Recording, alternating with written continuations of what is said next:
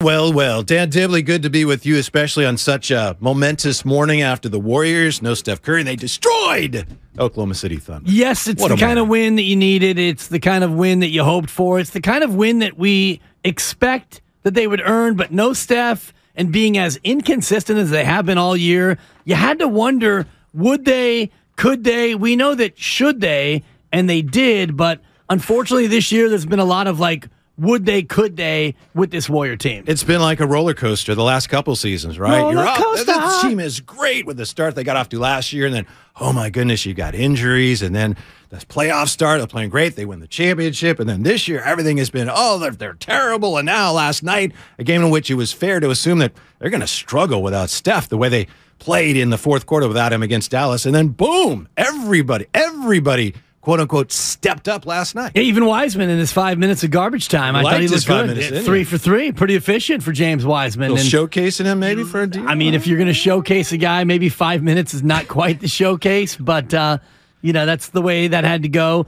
Jordan Poole as an actual point guard was, you look at Klay Thompson's three-point shooting and his offensive explosion, yes, that's your headline. That story, A1. But for me, A2 is Jordan Poole and what he can do when he passes the ball. And Draymond Green's comments after the game, I think he's probably spot on in terms of this being Jordan Poole's best game, not as a scorer, which he'll be eventually down the road, but for this team and this group, for Jordan Poole to play that way, that had me really enthused about, what could still possibly happen. Yeah, when Jordan Poole is efficient and he shares the ball, and he limits the bad shots, which are, essentially turnovers. They call them shot turnovers.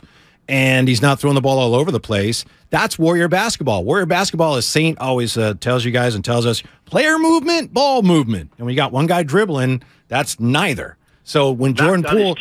Yeah, exactly. But yeah, Jordan Poole played Warrior basketball last night at a time when they needed him to. And I would add to your list, I agree with you, Klay, Jordan Poole, and I thought Draymond last night did a great job, especially early, of orchestrating things and attacking Oklahoma City and also running the offense. And Draymond Green's had a great year, and, the cynic would say, it's a contract year, which it really isn't a contract year technically, but I get that sentiment in terms of if he's going to opt out, now would be the time to opt out and get a contract in a, quote, contract year. But I thought Draymond Green offensively has been great this year, a lot more aggressive in terms of scoring the basketball as opposed to scoring something else. I love that expression. Right. He can score the basketball. Well, I hope he's not trying to score the tennis ball because that doesn't really... They don't give you any points for that, no, I don't think. Not at this level, as we like to say. But Draymond's been great, and he was again last night.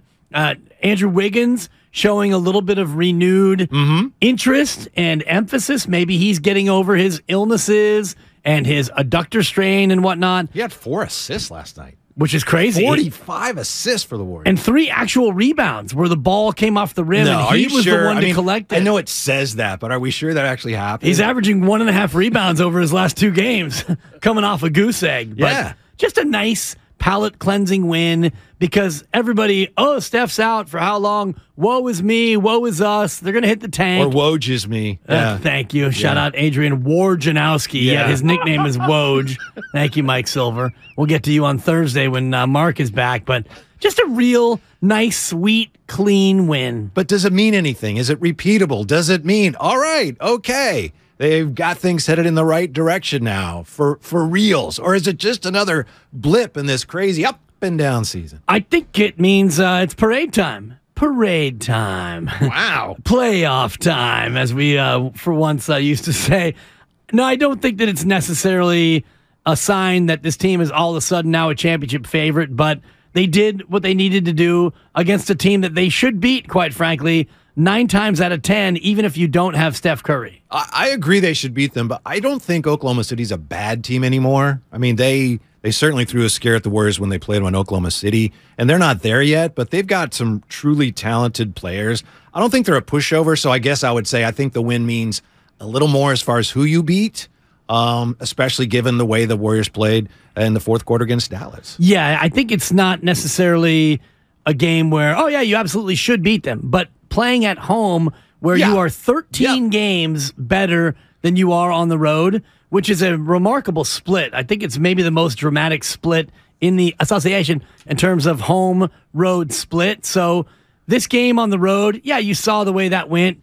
Oklahoma City went from down 20 to down 2. It got scary, but then the Warriors pulled it out. You play at home. This is the way it should go. But then again, tomorrow at Portland, you just never know with this road team. Two things that I thought were really encouraging. One is the fact that the Warriors defended so well in the second quarter. And, that's been their single biggest issue. Of all the issues they have this year, the fact that the defense has been that's been their biggest issue. That second quarter, they defended well. That got the offense going. And then in the third quarter, we saw the third quarter Warriors again.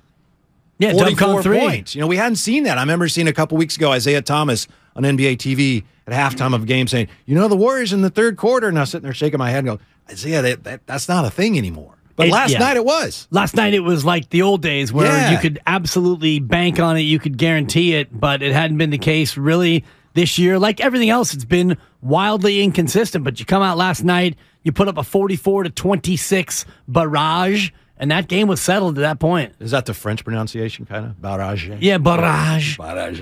As opposed to barrage. Yeah, exactly.